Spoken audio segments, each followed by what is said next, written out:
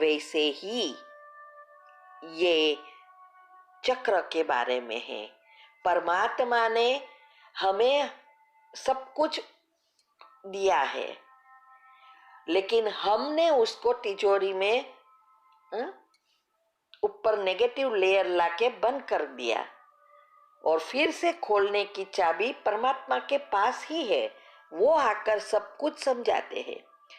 इसीलिए गीता में भी कहा है, भक्त आत्मा मेरा छोटा बेटा है और ज्ञानी तू आत्मा मेरा बड़ा बेटा है।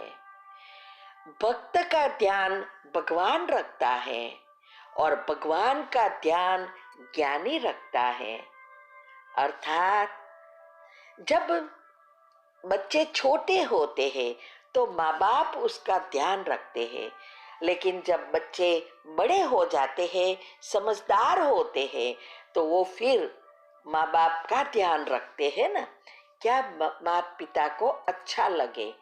ऐसे ही भक्त के भावना अनुसार भगवान उसको फल देता है और उसका इच्छा पूर्ण करता है।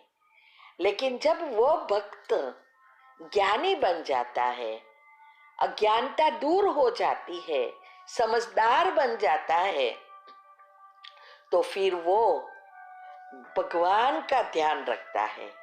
यहाँ भगवान का ध्यान रखना अर्थात उसको क्या अच्छा लगता है, उसको क्या चाहिए, वही करेंगे। सिर्फ नियम पढ़ने या सुनने तक नहीं रहेंगे, वो प्रैक्टिकल में जीवन में धारण करके उसके कार्य में मददगार बनेंगे।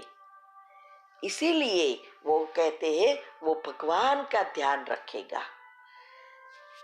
तो ये सब गीता में है। तो जब सतयुग होता है तो सब चक्र खुले होते हैं। कुंडलिनी सहस्त्र तक माना सहस्त्र चक्र पर होती है। धीरे धीरे आत्मा में शक्ति कम होती जाती है, ऊपर नेगेटिव एनर्जी का आवरण आ जाता है। तो जैसे कट लग जाता है तो चक्र के खजाने के दरवाजे बंद हो जाते हैं, चक्र इनबैलेंस होते जाते हैं, कुंडलिनी नीचे उतरती है। जैसे दुनिया में भी धातुओं जो होती है, कॉपर, सोना, चांदी, हीरे, उसकी खाने जो होती है वो जमीन के ऊपरी परत पर नहीं होता, माना ऊपर की लेवल पर नहीं होता ना, अंदर में छुपा होता है। तो उसके प्राप्त करने के लिए गहराई तक खोदकाम करना पड़ता है ना। मोती प्राप्त करना है तो भी समुद्र के गहराई में अंदर तक डाई लगाना पड़ता है, गोटे लगाने पड़ते हैं, तब उसको हीरा मोती प्राप्त होता है। सिर्फ दरिया के ऊपर तरने से और ये छपछपिया करने से हीरा मोती प्राप्त नहीं होता। ऐसे ही इस खजाने को प्राप्त करने के लिए एक परमात्मा के प्यार में लीन होना पड़ता है। सिर्फ लव नहीं, लव में लीन समा जाना है। ऐसा याद में लीन होना है कि स्वयं परमात्मा हमें याद करे। बच्चे को माँ बाप कब याद करता है? जब बच्चा माँ बाप का कहना करते हैं, संस्कारी होते हैं, तो हमेशा माँ बाप उनको ही याद करते रहते हैं। और जो कहना नहीं करते जो बच्चे और माँ बाप को दुख देता है, उल्टा ही संस्कार बनाता है, उसको माँ बाप कभी भी याद नहीं करता। ऐसे ही यहाँ भी परमात्मा कब याद करेगा? जब हम उनके दिए हुए सब जो नियम है, सब बातों को अच्छी रीति समझकर धारण करके उनके समान बनेंगे, तब वो हमें याद करेगा। इसके लिए दुनियावी चीजों से ममत्व निकालना पड़ता है। उसका मतलब ये नहीं कि सन्यासी बन जाना है। प्रेम तो सबको करना है, सबके साथ रहना है, सब कर्म के हिसाब किताब चुक कर पुण्य का खाता भी बढ़ाना है। पुण्य का खाता बढ़ाना ही कुंडलिनी चक्र खोलना है। तो ये सब घर में रह के करना है, दुनिया को छोड़ना नहीं है। इसमें ही मेहनत है। इसीलिए दुनिया में लोग सोचते हैं कि भगवान को मिलना है तो घर संसार में नहीं रह सकते, और इसीलिए कहते हैं ये कुंडलिनी चक्र गृहस्थी नहीं खोल सकते, संसारी नहीं खोल सकते, उसके लिए संसार को छोड़ना पड़ता है। लेकिन नहीं, परमात्मा ने आके कहा कि गृहस्थ में ही रहो, लेकिन इस कुंडलिनी चक्र को खोलने के जो मैं बात बताता हूं वो प्रैक्टिकल में करो। अंदर की चीजों माना आत्मा की गहराई में जाओ, तब खजाने की चाबी मिल जाएगी, बुद्धि रूपी ताले को खोल सकेंगे। उसके लिए सुपात्र जरूर बनना पड़ेगा। इसमें ही साहस चाहिए। दुनिया में भी माँ बाप को सुपात्र माना संस्कारी बच्चे ही अच्छे लगते हैं ना।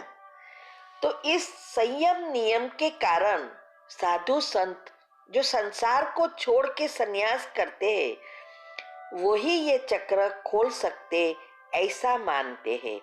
लेकिन नहीं, परमात्मा ने आके बताया संसार में रहकर ही राजयोग मेडिटेशन से ही ये चक्र खोल सकते हैं। आगे बताया कि कौन खोल सकते हैं, ये हमने आगे बताया है।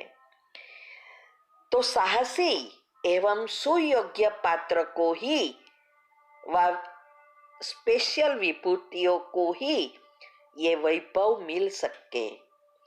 मेरुदंड में स्थित चक्रों को ऐसी सिद्धियों का केंद्र माना गया है जिनकी भौतिक और आध्यात्मिक प्रगति के लिए आवश्यकता रहती है।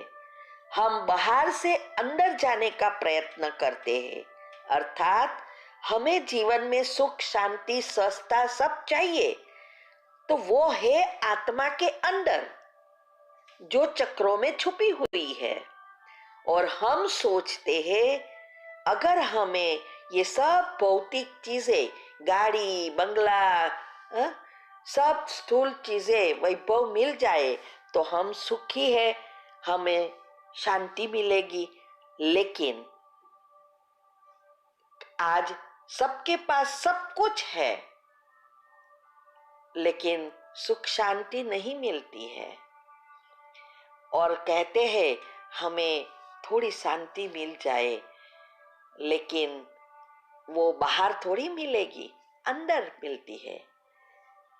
तो पहले जब हमारे पास कुछ नहीं होता, गरीब होते हैं, व्हीकल भी नहीं होता, तब मन में इच्छा रहती है कोई काश हमें साइकिल मिल जाए।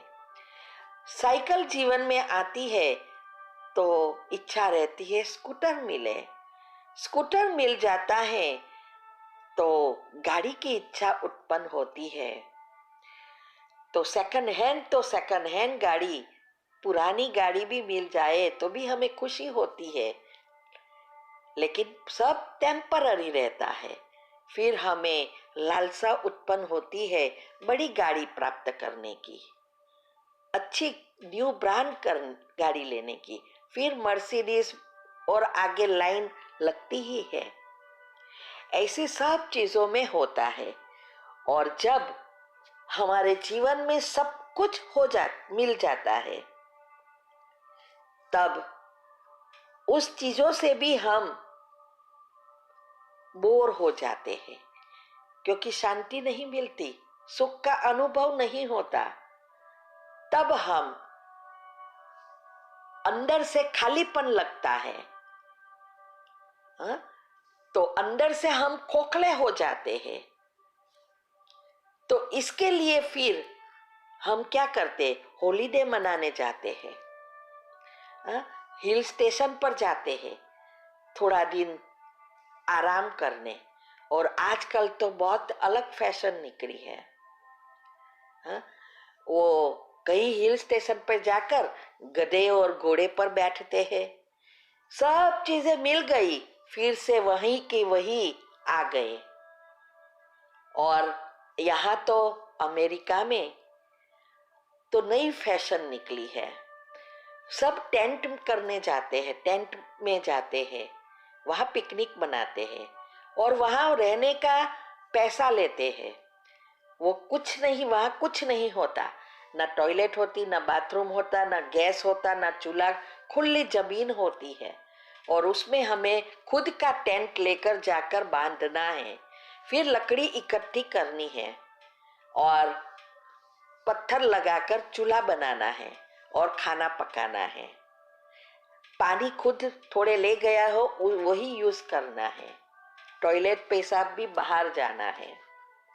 अभी सोचो, इतना सुख, लग्जरियस लाइफ है यहाँ, फिर भी लोग इससे भी अभी बोर हो जाते हैं, शांति सुख का अनुभव नहीं करते, तो थोड़े दिन ऐसे आउटिंग करने जाते हैं और उसका भी पैसा लगता है, रोज पैसा देना है।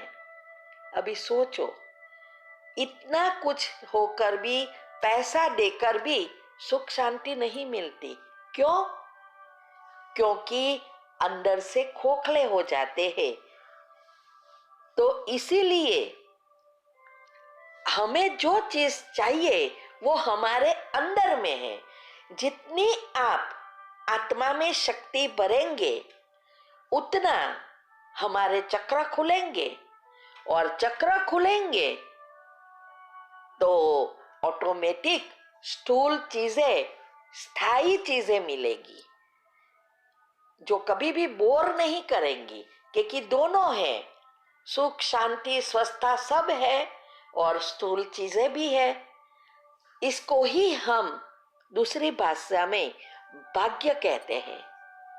तो भाग्य स्थूल चीजों से नहीं बनता, भाग्य बनता है आत्मा की शक्ति भरने से, चक्र खुलने से, और वो भाग्य स्थायी हो जाता है।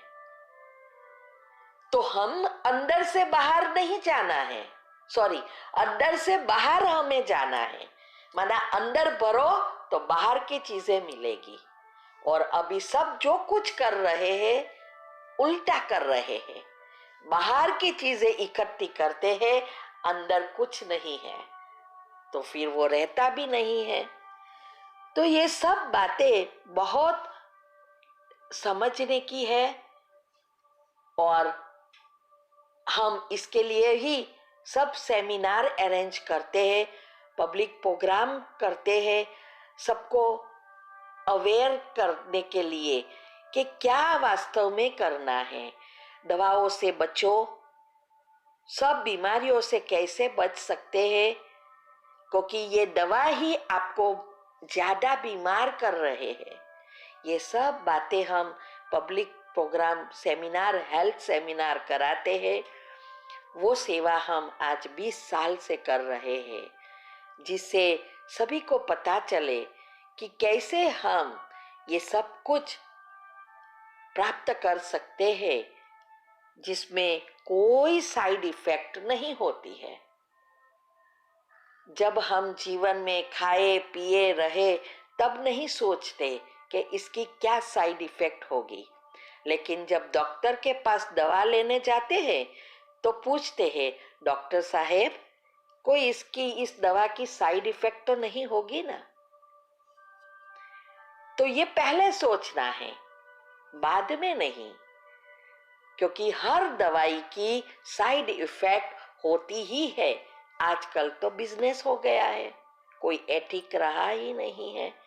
इसीलिए ये सब बातें हम रिसर्च करके सबके सामने रखने का प्रयत्न करते हैं और जिससे सबको फायदा हो। प्लीज़ ये सब बातें जो कुछ हम YouTube पर रखते हैं, बहुत रिसर्च मेहनत करके हम ढूंढ कर ये बनाते हैं। सबको ये बातें फॉरवर्ड करते रहो, सबको समझाओ कि ये क्या है और आप भी सुनो, समझो, जिससे आप औरों को भी समझा सकेंगे और पुण्य का खाता घर बैठे बढ़ा सकेंगे। अभी हम अगले चक्र में समझेंगे कि अभी 7 चक्र है क्या और ये 7 चक्र कैसे खोल सकते हैं और खोलने से क्या फायदा होता है, कैसे कहाँ जुड़े हैं, ये सब हम डिटेल में अगले चैप्टर में समझने का प्रयत्न करेंगे। ओम शांति।